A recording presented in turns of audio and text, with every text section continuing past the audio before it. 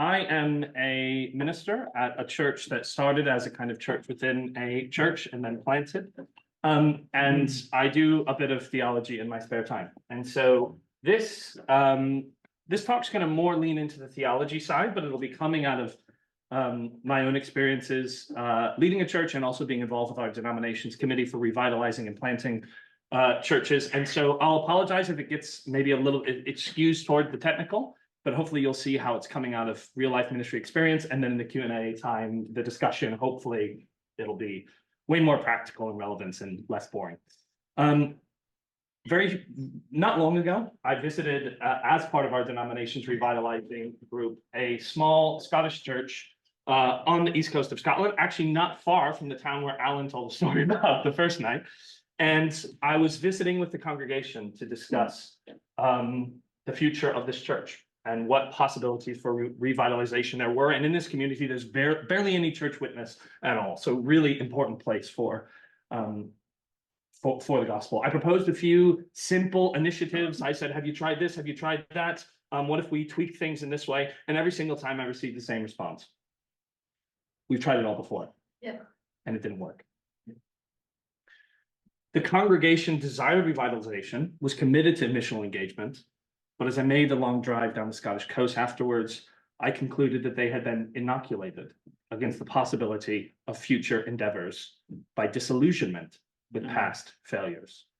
Now, this is going to be a very, I feel like in church circles, we don't always criticize one another as much, whereas in academic circles, hopefully it's okay to criticize someone with saying, I respect them and I love them. And so I do want to critique a trend in the sort of missional literature that I find very common amongst my colleagues in Scotland. This may not be the case in literature, but in missional literature, sometimes one encounters the claim that the key origin of missional malaise and church planting failure is either the church's lethargy or a lack of ingenuity or the intransigent nature of ecclesial and denominational structures. Yet experiences like the one I just mentioned makes me think that sometimes this diagnosis of what has gone wrong inhibits congregations from developing the virtues required for engaging missionally in the hard soil of places like post-Christian Western Europe. What is required, I suggest then, is not passivity, but a reevaluation both of the sources of church decline and also of our operative ecclesiology and missiology. So the argument of this paper proceeds in a few stages, and it will be lovingly, hopefully polemical. First, I outline Alan Hirsch's location of the roots of the decline of the Western Church. He roots that decline primarily in the inflexibility of hierarchical church structures, and correspondingly in the way traditional ecclesiologies allow for free riders who fail to engage missionally. Again, I select Hirsch because anecdotally, his writings are amongst the most influential amongst missional practitioners in my own context in Scotland. In the first section, I respond to Hirsch's evaluations of the roots of decline in two ways. First, I briefly canvass some of the literature on secularization, noting the way that they tend to offer a very different description of the roots of church decline.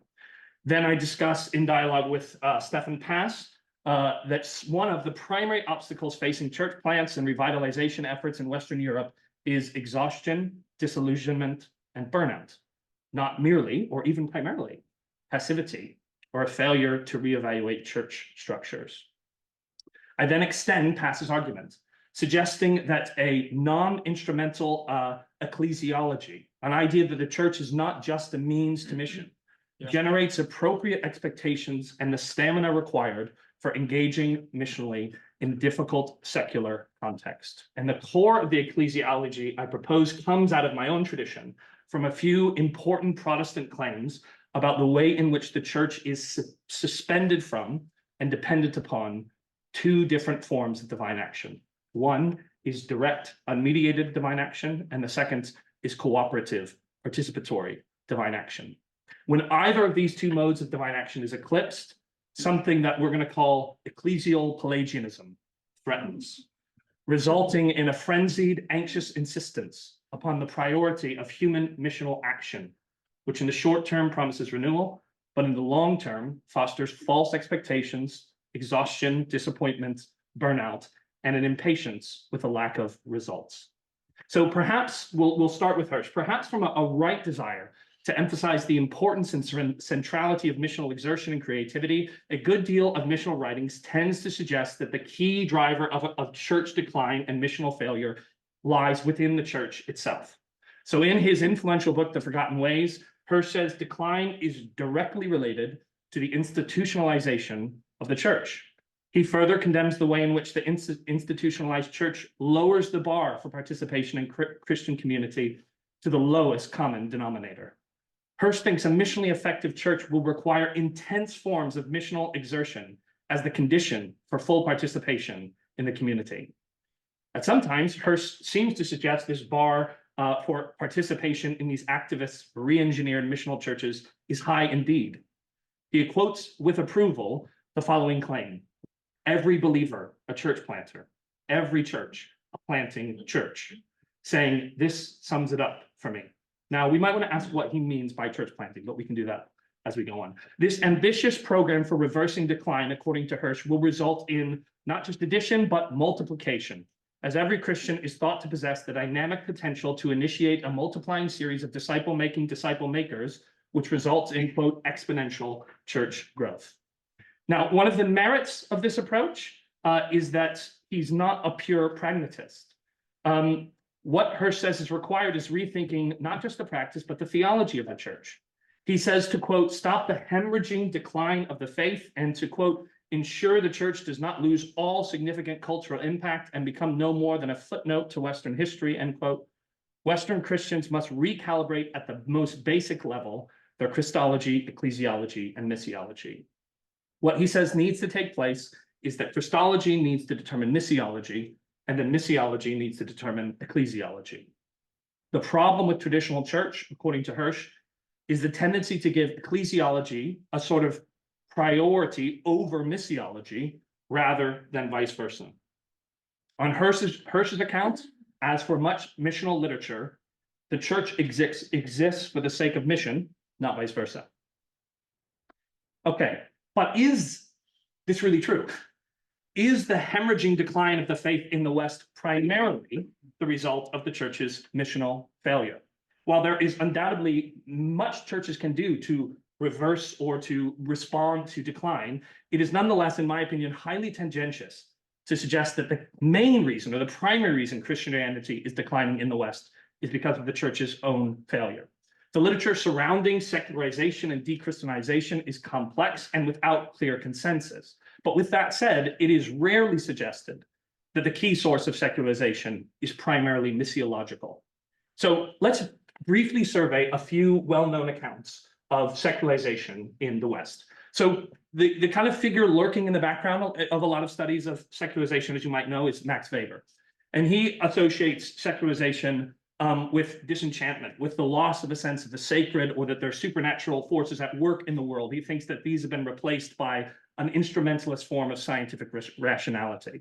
He also associates secularization with the loss of the association of moral excellence with spiritual callings, and the movement towards a Protestant focus upon locating the highest good for our lives in secular occupations. Let's take another example. Olivier Roy wrote an influential book with Oxford University Press called Is Europe Christian? And for him, the key source of secularization in Western Europe is the fact that traditionally, part of the way the church maintained its hold on society was by being the guarantor for society's values and norms. He argues that after the sexual revolution in particular, as the church's social teaching began to sit at variance with the values of society, it was no longer able to be the guarantor of society's values, and a sharp decline in religious participation ensued. Other figures famously focus upon issues in intellectual history. Hans Blumenberg, Louis Dupree, or John Milbank, all in various ways blame trends in late medieval philosophy, which they think severed the world's participation in and knowledge of the divine, and in the process generated insuperable tensions for the question of whether God is good. If I wanted to turn at a more granular level to my own context in Scotland, Liam Fraser has recently written an excellent book about the precipitous fall in membership in the Church of Scotland. He argues that what maintained the Church of Scotland's role was its capacity to provide social welfare and support for Scottish society. He suggests that divisions within the Scottish Kirk, the divorce, the breakup of Presbyterianism in Scotland, diffused the church's resources and social capital. And the rise of the welfare state ensured that the central role that the church had played in the nation's social life was lost, producing precipitous decline. Finally, one more example, if you're not bored out of your mind. The one we may be most familiar with is Charles Taylor's monumental Secular Age, which roots secularization in a host of factors I won't summarize here. But interestingly, at those times when Taylor is most inclined to suggest that Christian theology and practice played significant roles in the rise of secularization, you might think he tends to fault the church for reasons almost directly opposed to Hirsch's complaints. So, for example, a key moment in Taylor's narrative of secularization is the rise of what he calls capital R reform.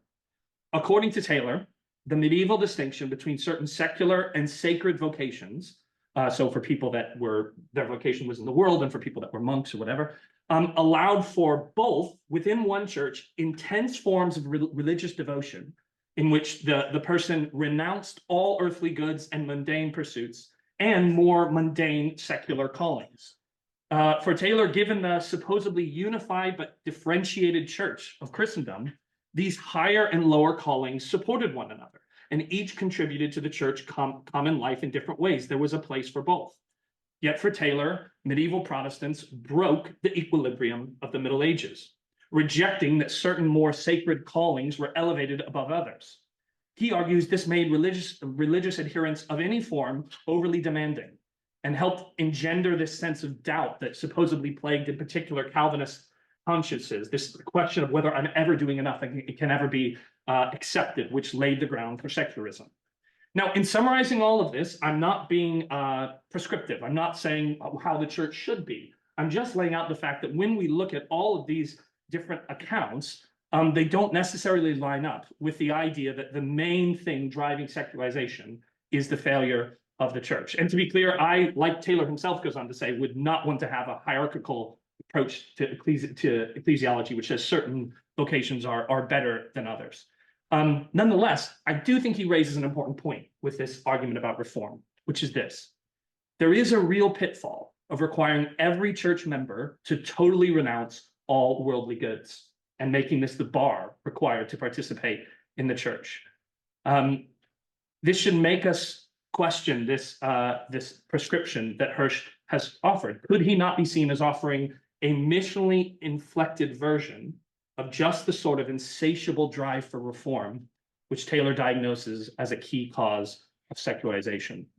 Furthermore, could his claim that each individual Christian, quotes, carries within himself or herself the potential for world transformation, place an unbearable expectation on the individual, obscuring a complementary view of the church as a body with different gifts? Now, let me then move on to a different account I'm more sympathetic to, of some of the on-the-ground reasons that church revitalization and church failure struggles. Stephan Pass and Mary Shoemaker conducted a program of research in which 31 pioneers engaged in church planting in Western Europe were interviewed. Of the 31 interviewees, 8 had ceased their work due to a personal crisis, and a common theme emerged, which was that church planting literature tends to paint church plants and planters in unrealistically heroic terms, and to place upon them the unrealistic expectation that they can engender growth. Such an approach, the planters worried, was in danger of encouraging too much trust in one's intellectual capacities, willpower, or feelings. Quoting there. Perhaps partially in view of these expectations, many planters were afflicted with crippling stress, exhaustion, and feelings of inadequacy. The results of these interviews, though, was by no means entirely negative. The planters recounted that time and again, the church planters in this research emphasized how much believing that it is God's mission and not ours helped them to prioritize, to accept failure, to trust God in difficulties, to open themselves up to divine guidance, and to find courage to cross boundaries. So surprisingly, perhaps, what resulted from an increased focus on divine action was not human passivity, but the very opposite. The difficulties of missional work in secular context were in some measure attenuated by this focus, as missional practitioners were encouraged to be resilient, in the face of slow growth and to continue to risk or to press on in the face of disappointment. In a follow-up article and monograph, Haas suggests that a one-sided focus in missional and church planting literature upon ecclesial structure and missional methodology over against spirituality has exacerbated the problem of disillusionment and burnout.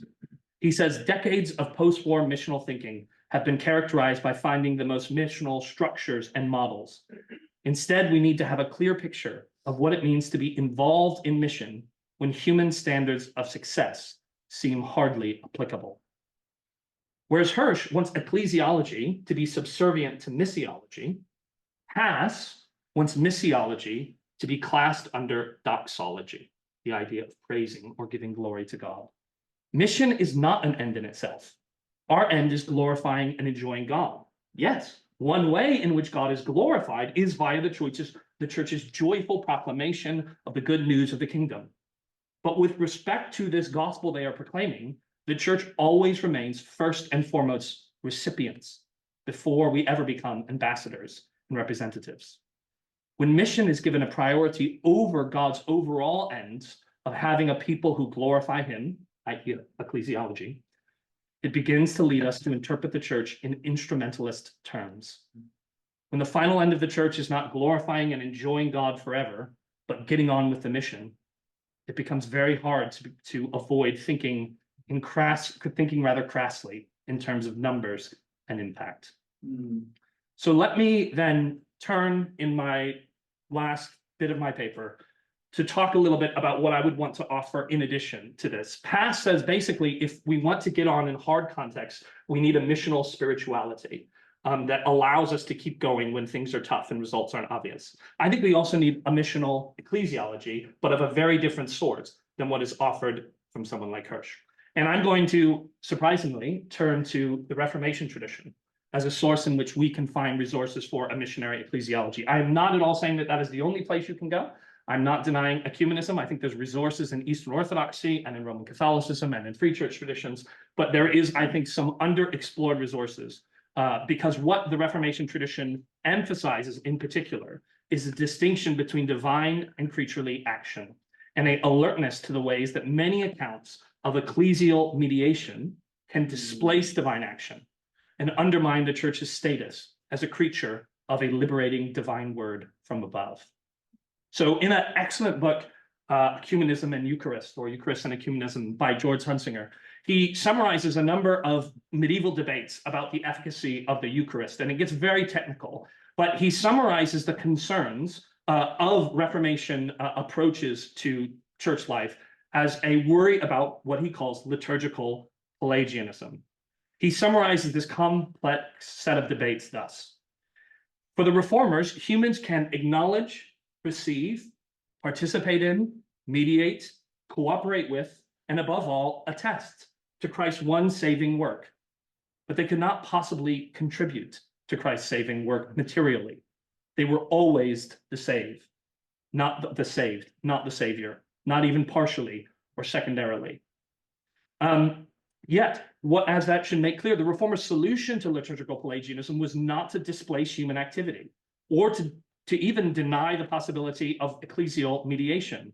Rather, as Hunsinger goes on to say, they allege that there should be a monergism, a one-way gift from God with respect to saving efficacy, but then a synergism at the level of liturgical performance, the church working with God. So the fundamental aim of this is to maintain the uniqueness of God's saving action, and yet at the same time richly describe the way in which creaturely acts, not just of a priest, but of all believers, cooperate with and are vehicles for divine action. Now, this danger of, in practice, occluding the church's suspension from divine agency afflicts every communion, denomination, and style of church, including Protestant ones. As Tom Greggs in his recent monograph on ecclesiology suggests, sometimes seemingly opposite approaches to church, like fresh expression style missional communities and Anglo-Catholic defenders of high liturgy in the parish, can be paradoxically united in associating, quote, being a true church with being organized into a particular empirical and human form. be that form a culturally responsive one, an Episcopal one, a liturgical one, a missional one, or something else. While questions of form and order are crucially important, absolutely important, when one begins in practice to claim that God's action will be fundamentally inhibited without precisely the right form of worship, preaching, liturgy, missional initiative, or discipleship plan, liturgical Pelagianism lurks in the background.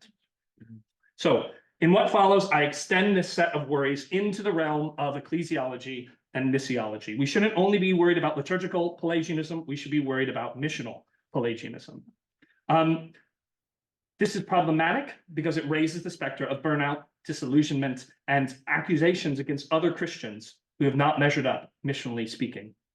It likewise raises unrealistic expectations, making us think that if we hit upon just the right missional method, this would ensure growth. It has the potential of encouraging impatience with congregations or initiatives that have not yet borne tangible fruit, yet might well do so, given further time and investment. So to outline this sort of missiology, which might flow from this vision, I briefly draw on two categories of divine action: apocalyptic action and participatory cooperative action, okay? Apocalyptic theological and biblical scholarship, this is a very popular trend, focuses on the priority of unmediated, unexpected, uncalled for, and fresh divine actions. As J. Louis Martin says, God's liberating redemption does not at all grow out of the present scene. Redemption is a matter of God's invasive movement into that scene. Phil Ziegler, a formidable contemporary advocate of this sort of theology, embraces its ardently Protestant character, alleging that it is an interpretation of key Protestant claims about imputation, alien righteousness, the unconditional nature of God's promise, and justification by faith alone. While there are aspects of apocalyptic theology that merit scrutiny, and I don't mean to endorse it wholesale, it rightly brings to the fore the need for direct, unmediated, free divine action, if there's to be any hope for the church's missional endeavors. Rather than leading us to accept the status quo, by taking the ultimate success of our missional endeavors out of our hands, it gives us a proper set of expectations and a willingness to question how we might improve what we're doing as a church without thinking our ultimate identity or even the question of our own success hangs in the balance. The church and the church's missions depends upon a form of gracious divine action to which we do not contribute, except perhaps by prayer. Yet additionally, Protestant theology has appealed to participation, to make sense of the way in which creaturely action can, in a rightly ordered manner, cooperate with God.